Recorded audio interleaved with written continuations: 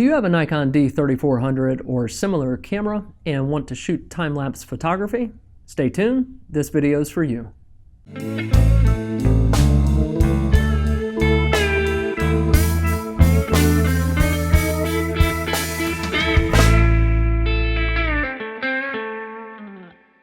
I've received a lot of questions regarding time-lapse photography over the last few months, and I thought this would be a good opportunity to create a video and hopefully help a lot of you out.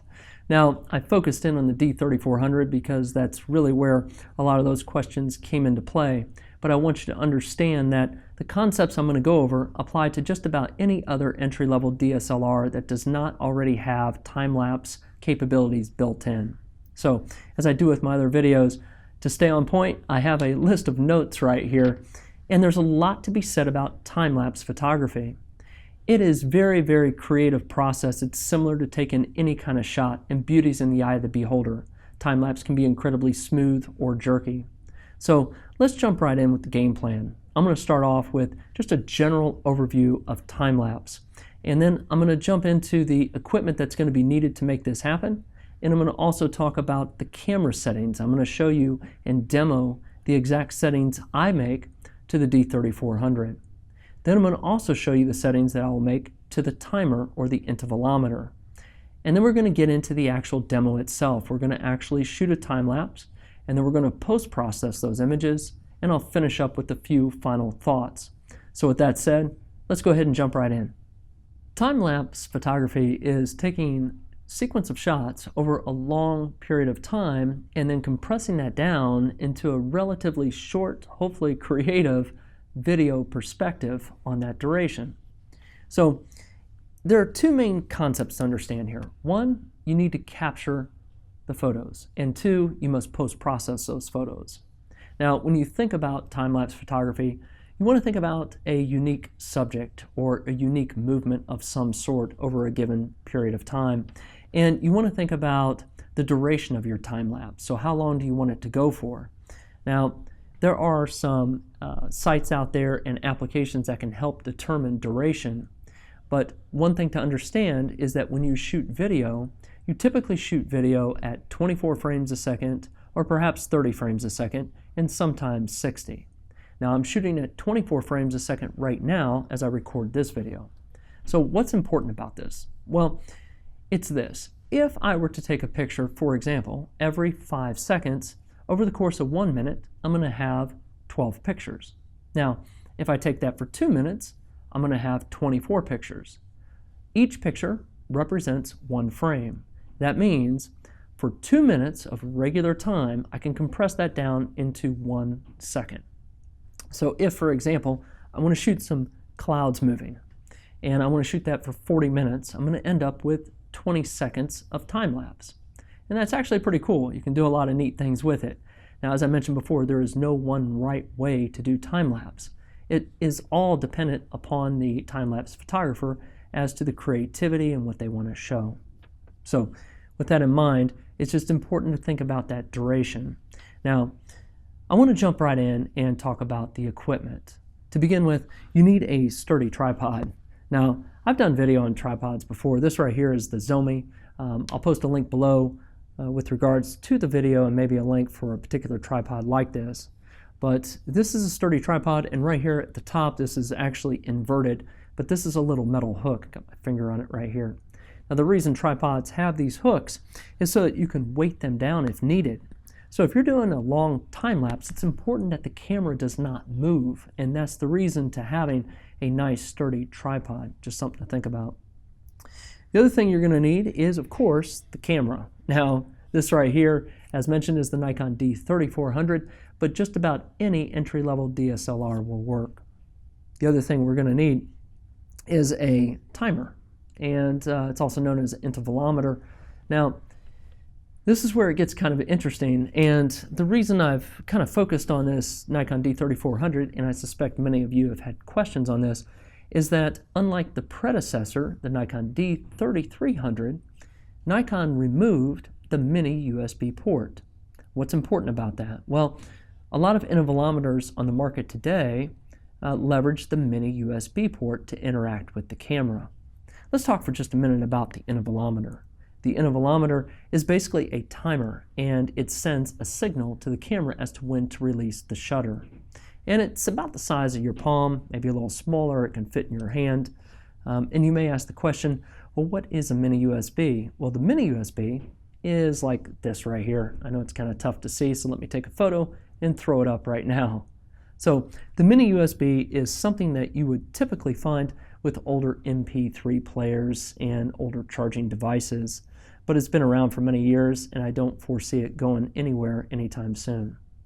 Now, the Nikon D3400 has a micro USB, which is like this one right here, and I'll throw another image up so you can take a closer look at it. The micro USB is something that you might find on typical Android phones for charging. So how do we take the Nikon D3400 and get an intervalometer to connect to it? Well, I'll tell you. There's a couple ways to make this happen. To begin with, this particular cable that I was showing just a few moments ago, this is a USB OTG cable. Now, what is OTG? OTG stands for on the go. That's pretty much all it is. Now, this has a micro USB on one side that would fit into the camera, and it has a USB connector on the other. Now, this would allow us to leverage a cable to connect our smartphone to the camera. Now, the smartphone I have today is the Samsung Galaxy S5. Now, this is considered an older smartphone, but it works great, and it's what I have at my disposal, and this is what we're going to use. Now, if you say, hey, where can I get the cable from? I'm going to post it in the description below, and you might also ask, do I need the cable? No, you don't. And for the demo today, we're not going to use this cable. Instead, we are going to use an application called Remote Camera. At least I think that's what it's called. Yep, it's called Remote Camera. I'll post a link below as to where you can get this from in the Google Play Store. They may also make something just like it in the for the Apple devices as well. But what it does is make use of the wireless sensor that's built into the D3400 to remotely trigger the shutter. And that's what we're going to use for our intervalometer today. I'll get into the settings of this in just a few moments. So with that said, we're also going to need post-processing software. Now, I've been using Adobe Premiere for a long time, so that's what I'm going to use today. But you can also use Microsoft's Movie Maker, and I'm sure there's some other applications out there that will take a batch of images and then compress those down into your time lapse. But again, I'm going to use Adobe Premiere. So with that said, I'm going to jump into the camera settings now, but before I do, I want to say something really quick about those camera settings. We are going to shoot in manual mode. Now, what's important about this is to try and remove all the automated features of the camera. And the reason for this is that if you don't, the camera will try to auto-adjust if the scene changes, and that can introduce flicker into your time lapse. Now, if you're saying, what is flicker? If you do time lapse, you'll see it pop occasionally. And when you do this, that's the flicker, and it's usually the camera that did something different to a sequence of those images. So for example, if you're recording the clouds coming in, and they roll and it covers the sun and it makes the scene a little darker. Well, your camera may try to auto-adjust the ISO, for example, or it may try to auto-adjust the aperture, and it can introduce a change to those sequence of images and again introduce that flicker. So with that said, let's go ahead and jump right in, and I'm going to show you the changes that I would make to the Nikon D3400. The first thing we want to do is ensure that we're in manual mode. So take a look at your dial, move it into manual. Looking at the back of the camera, I want to mention that I am using back button focus, which is the button up here in the upper right where my thumb is. Now I'll post a link below as to how you can set that up on the Nikon D3400, and I recently created a video on how to do the same with the Canon T6i. Most cameras are capable of using back button focus, and I find it to be a great benefit, so if you haven't tried it, do so. I think you'll enjoy it as well. So I hit the menu button on the left-hand side over here, and it brings up what you see on the screen. On the playback menu, the first thing I'm going to do is come down here and disable our image review. This will definitely help to save the battery as we step through our sequence of images. That's all we really want to modify in the playback menu. Let's skip down to the shooting menu, and I typically shoot in RAW, but we want to make a modification to the image quality, and I'm going to go ahead and select JPEG Fine. Now you can definitely shoot in RAW, but you will need to post-process all of the resulting images into JPEG before you post-process for the final time lapse. I'm going to come down here and take a look at the image size. By default, it's set to large. Now keeping in mind, we're not going to print any of these images. This is really for video, and I don't expect to need anything greater than 1080, so I'm going to go ahead and select small. And you can leave that in large if you want, but again, I think it's just saving some space here, so we'll leave it in small. I'm going to step down into ISO sensitivity settings.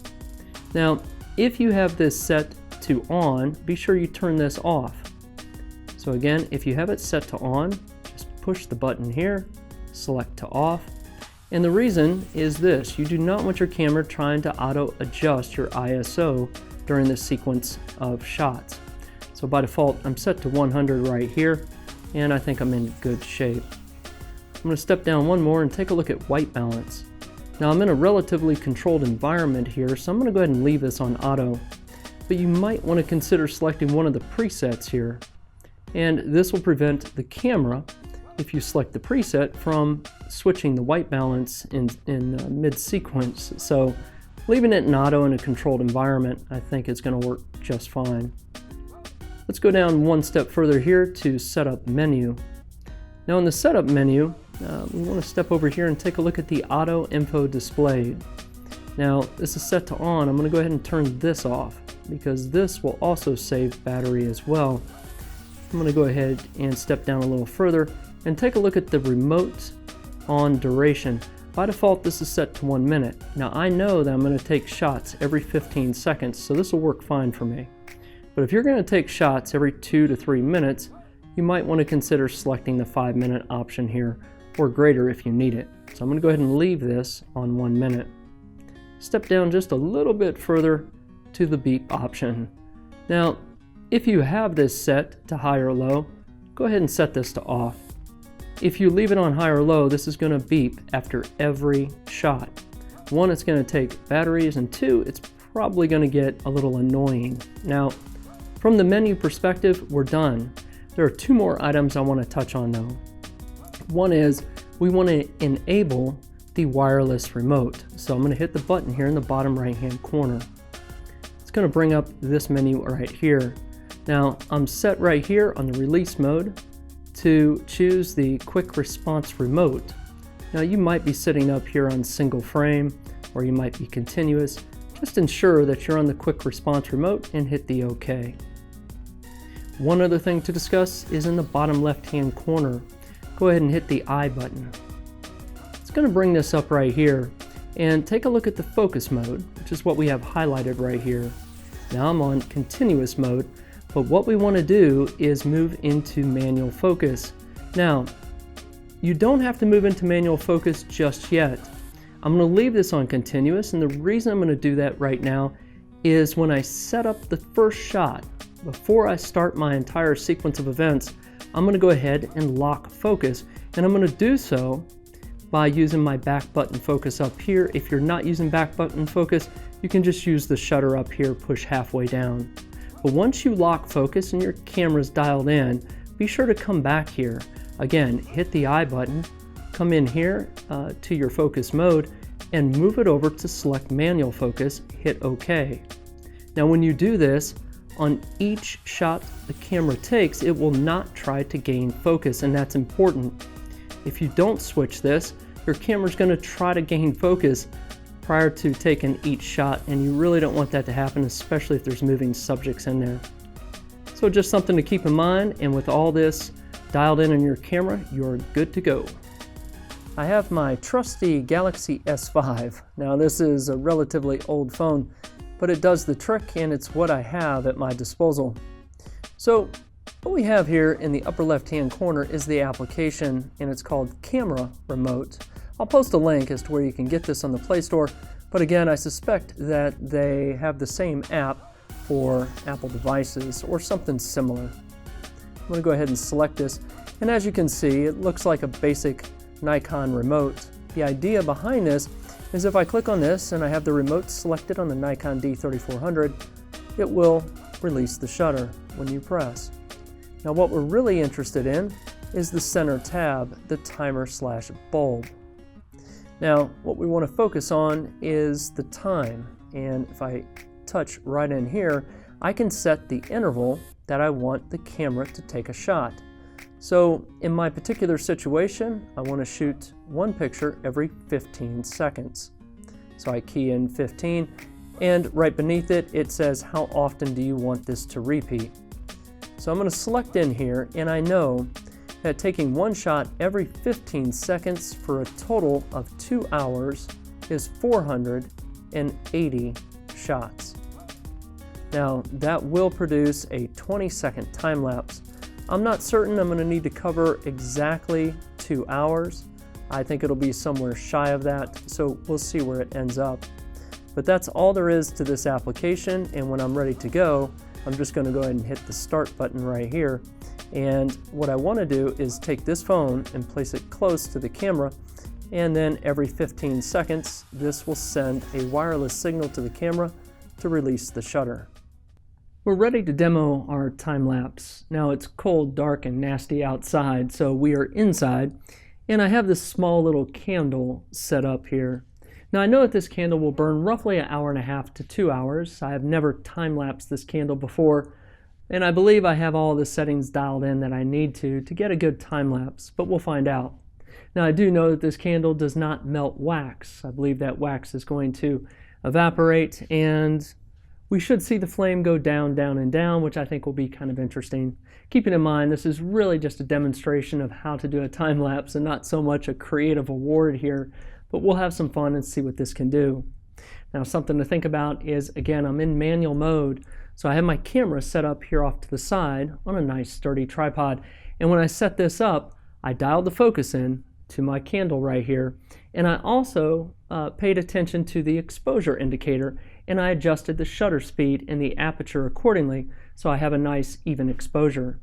Now, I've created other videos on how to use manual mode and how to break away from that auto. I'll post a link below as to where you can view those. It's really not that difficult though. But once you have that dialed in, you're ready to go. The shutter on this is going to be somewhere around 1/10 of a second. So I expect to get a little bit of blur with the flame kind of going back and forth, but I think we're going to be in good shape. Keeping in mind this is going to take a shot once every 15 seconds for 2 hours, which should yield roughly a 20-second time lapse. Now if this burns quicker than 2 hours, we won't have 20 seconds, it'll be somewhere shy of that. So with all that said, I have my camera right here, which is also the timer, the /intervalometer, off to the side out of the frame. Now it's just in front of the camera, and we're ready to go. I'm going to hit start here, and this will fire up and start taking the shots. But first, we're going to need to light the candle. So let's make that happen. Candle's lit. I'm going to go ahead and hit start, and let's have some fun.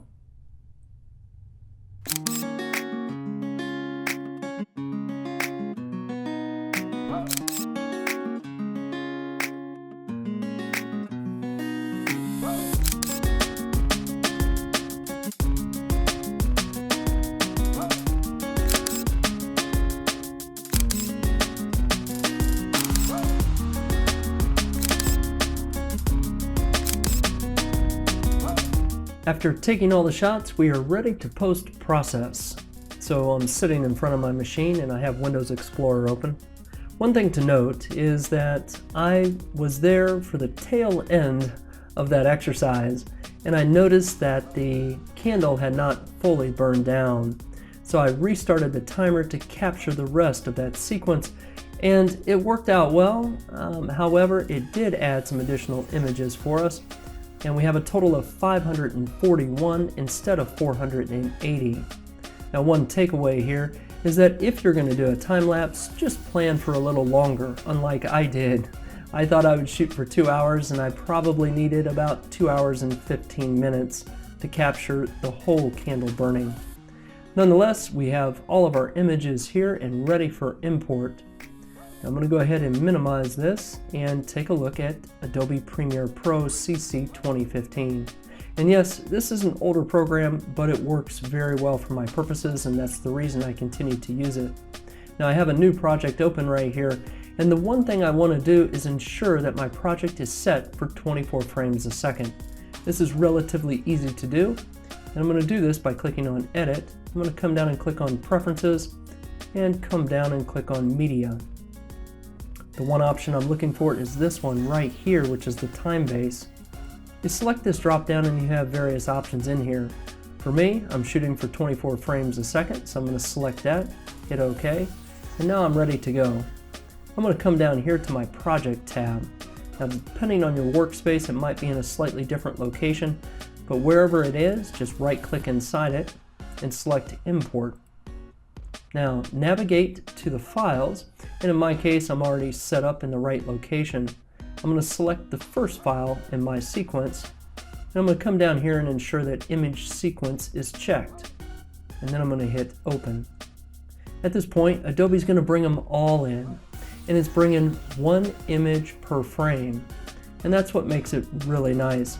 Now, if you look at this right here, there's some additional information to be noted, and that is we are just over 22 seconds on our time lapse, which is perfectly fine. Now I'm going to take this little clip right here and I'm going to drag it over to our timeline.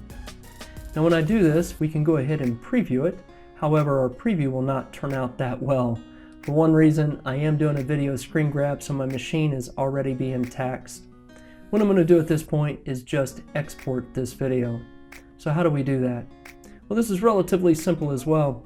I'm going to come up here and click on File, come down and click on Export, and then click on Media. Now when I do this, I want to set up the preset. Now you can leave this by default if you want, but what I typically do is come in here and I like to leverage YouTube's 1080 preset for high def, which is right here. I'm going to go ahead and select this, and at this point I'm ready to export. Now I want you to note something here. This is the output name. You can change this if you like, and the location of where the file is going to be is right down here. So I'm going to leave it as is and go ahead and hit export. Now at this point, Adobe's going to handle the rest. This is going to take a few minutes for this to export, and this is where we get to sample the goods. This is why we did all this work. So let's go ahead and jump right into it and take a look at the end result.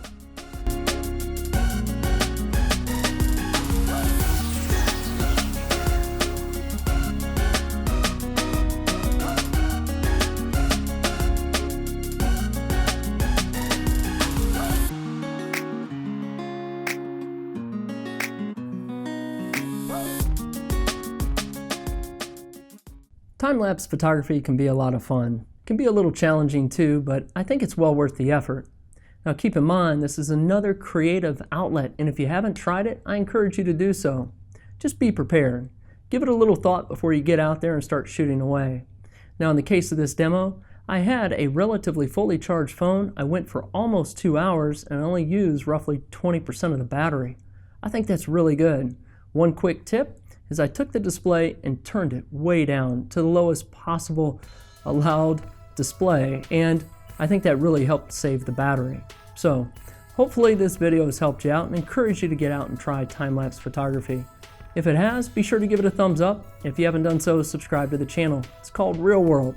More often than not, I post videos about photography and technology, but you never know. So until the next video, take care of yourself and be safe.